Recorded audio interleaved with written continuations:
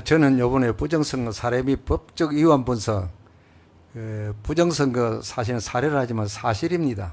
그다음 다음 장. 요거는 요번에 오늘 1번 사전투표용지 발급기 사용 위반, 그다음 전자개표기 사용 위반, 해킹 및 홈표 발생 위반, 네 번째 사전투표 관련 법 위반, 다섯 번째 불완전한 바코드 사용 위반, 여섯 번째 투표용지 일련 번호 사용 위반, 일곱 번째 개표 참관 원칙 위반. 일곱 가지만 오늘 제가 오늘 말씀드리겠습니다. 다음 장. 1번 사전투표용지 발급기 사용 위반. 사전투표용지 발급기 사용은 공직선거법 148조 사전투표소 설치 규정에 의해서 사용할 수 있습니다. 거기에는 보안 규정 및 절차가 전혀 없습니다. 그러니까 해킹 조작 사건이 일어나도 입법 책임을 물을 수 없게 법을 허술하게 만들어 놨습니다. 거기에 대비해서 전자개표기, 전자투표기, 공직선거법 부75조, 공직선거법 278조에 의해서 거기에는 엄하게 보안 규정 및 절차가 있습니다. 다음, 그래서 사전투표용지 발급기 사용은 헌법 위반이 자동으로 되어버린 겁니다. 두 번째, 다음 장으로. 두 번째, 전자개표기 사용 위반. 전자개표기는 전산조직입니다.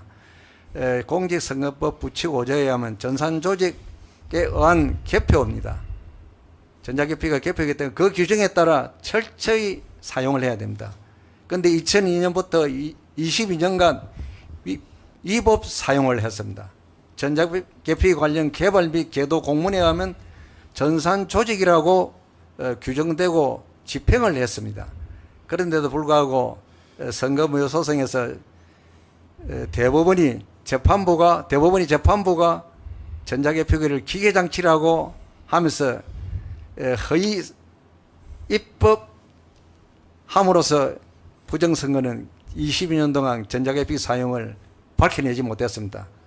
요번에 선거소송이 제기된 분들은 이 부분에 대해서 다시 중간 확인의 소송을 하든가 해서 당신의 권리를 찾기 바랍니다. 다음, 세 번째, 해킹 및 홈표 발생 위반. 이번에도 홈표 발생은 명백한 조작 또는 해킹 증거입니다. 21대 총선에서는 부여군에서 명확하게 홈표 사건이 일어났습니다. 애석하게도 검찰에서 수사를 하지 않았습니다.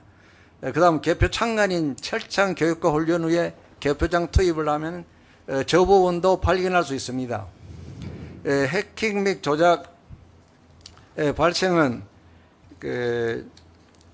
이번 사전투표에서 개표 사항표를 보시면은 사전투표 용지 발급기에서 발급수와 투표수와 차이가 납니다. 투표수가 많으면 일단 해킹 또는 홈표 조작으로 일어났다고 보면 되겠습니다. 다음, 네 번째, 사전투표 관련 법 위반. 이것은 사전투표법 158조 위반입니다. 사전투표 158조 2항에는 사전투표 신분증 파일을 보관하는 내용입니다. 그 파일을 규칙에 가서는 선거일로 30일 이후에 삭제하는 것으로 되어 있습니다. 이 부분은 일반 선거일날 투표하는 선거인 명부 사용과 비교 볼 적에 선거인 명부는 선거일로부터 인기준까지 그 선거의 인기준까지 보관을 합니다. 이건 30일 이후에 삭제하기 때문에 거기에 대한 평등권 위반으로 볼 수 있습니다. 두 번째는 사전투표 관련해서 투표지를 검증을 할 적에 사전투표 용지 관련해서 확인이 불가합니다. 이렇게 해놓으면. 그렇고, 그 다음 158조 3항에 가면은 사전투표 관리관이 사전투표 용지에 자신의 도장을 찍게 구체적으로 규정을 해뒀습니다. 이것을 중앙선관위는 그런 규정은 위임 규정도 없는데 위임을 한 것처럼 선거 규칙을 만들었습니다. 인쇄날인 하는 걸로. 인쇄날인을 하는 걸로 하니까 결국은 법은 정확성을 위주로 규정을 했고 규칙은 신속성을 위해서 규정을 했습니다. 그러니까 두 인연 간의 충돌로 인해서 이것도 헌법 위반이 되는 것입니다. 그것도 헌재에 가봐야 될 문제입니다. 그 다음에 세 번째, 관내 사전투표 사항에는 용지를 관내나 관내 모두 투표용지에 넣어서 투표함에 투입하게끔 했습니다. 그런데 제 5항에 가서 관내 사전투표함은 투표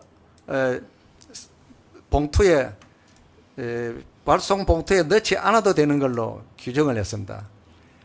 그렇게 함으로써 해킹에 의한 그 조작을 용이하게 했습니다. 사전투표 관내도 같이 봉투에 넣으면 해킹 조작을 아무리 해도 그 투표용지를 정상적으로 넣기가 힘듭니다. 그리고 보관 중에 통박까지 하기를 하지 않는 이상 조작이 불가능한 것입니다. 이 점을 볼 적에 158조는 2항부터 3항, 4항과 5항 사이 세 부분이 그 헌법의 평등권을 위반했습니다. 만약에 이번에 원고가 되시는 분들은 이 부분에 대해서 위헌 법률 제청 신청을 하셔서 인용이 되면은 헌재로 넘어갑니다. 그리고 기각을 시키면은 헌법 소원을 해서 반드시 확인해 볼 필요가 있습니다. 그 다음 장, 다섯 번째, 불완전한 바코드 사용 위반. 바코드는 분명히 밑에 번호가 있어야 합니다. 그리고 지역도 나와 있어야 됩니다. 개표 참관인이 확인할 경우에 그 확인을 용이하게 해줘야 되는 것입니다. 그 바코드를 보고 개표 참관인은 도저히 확인할 수가 없습니다. 그래서 이것도 어떻게 보면은 입법 위반일 수가 있고 헌법 위반일 수가 있습니다. 그러니까 이것도 헌재에다가 위헌 법률 제청 신청, 헌재가 아니라 대법원 재판부에다가 위헌 법률 제청 신청을 할 필요가 있습니다. 다음 번째. 여섯 번째. 투표용지 1년 번호 사용 위반입니다. 여러분들께서는 선거인으로서 투표장에 가서 투표를 하시면은 투표용지 일부분을 투표용지 1년 번호를 떼내고 나서 1년 번호 투표용지에 넣고 투표용지를 받습니다. 그 투표용지에는 1년 번호가 없습니다. 1년 번호가 없는지 투표용지를 기표를 내서 투표함에 투입하고 퇴장을 합니다. 그 투표함이 개표장으로 갑니다. 개표장으로 가면은 사실상 이 투표용지가 어느 투표용지인지 알 수가 없습니다. 그리고 만약에 선거 소송이 제기되어서 투표지 확인할지 확인이 불가능합니다. 그래서 이것은 중앙선관위가 행정 편의주의 입장에서 일방적으로 투표용지 1년 번호 관리를 했다는 것입니다. 저 오른쪽에 보이는 것처럼 투표용지에 1년 번호를 3개를 넣어야 되는 것입니다. 왼쪽에 거는 투표용지 1년 번호 하면 넣고, 그 다음에 오른쪽에 거는 투표하러 오신 분 선거인에게 주는 것입니다. 주고 가운데 모형 옆에 넘버가 있습니다. 그 1년 번호는 그대로 투표지에 남게 되게 되었습니다. 그리고 투표용지에 기표하고 나서 자기 투표지는 자기가 촬영을 해서 보관할 필요가 있습니다. 만약에 부정선거 시비가 심하고 하면은 언제든지 선관위에 가서 확인할 수 있어야 하는 것입니다. 그래 자기 투표권에 관한 자기 관리 자유를 인정해 주는 것입니다. 이것도 헌법재판소에 한번 가볼 만한 내용입니다. 이것도 원고 되시는 분들은 위헌 제청 신청을 하셔서 한번 헌재에 가도록 해보는 것도 좋습니다. 그 다음 7번째, 개표 참관 원칙 위반. 개표 참관 원칙 위반은 2002년 전자개표기 도입 이후부터 지금 현재까지 개표 참관 원칙을 위반했습니다. 2017년 오스트리아 대통령 선거에서 개표 참관 원칙을 위반했습니다. 일부 참관인이 없는 상태에서 개표가 진행된 것이 확인되었습니다. 그래서 오스트리아 선거관리위원회에서는 그 대통령 선거를 무효선언하고 6개월 후에 다시 대통령 선거를 했습니다.